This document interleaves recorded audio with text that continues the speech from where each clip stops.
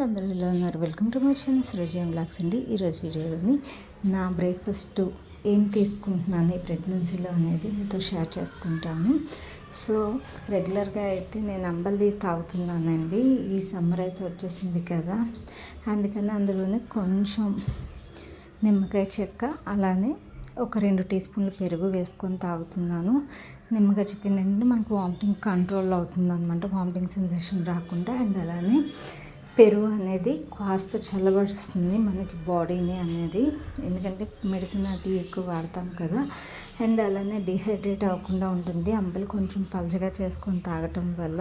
అలానే ఇది పిల్లలకు కూడా మనం రెగ్యులర్గా పట్టొచ్చండి. వాళ్ళకి ఎముకల బలము అవుతుంది, మనకు పీరియడ్స్ టైంలో బ్యాక్ పెయిన్ రాకుండా ఉంటుంది పెద్దవాళ్ళకి. అలానే ఆఫ్టర్ డెలివరీ కూడా మనం బ్యాక్ పెయిన్తోని వాటితోని సఫర్ అవ్వకుండా కాపాడుతుంది.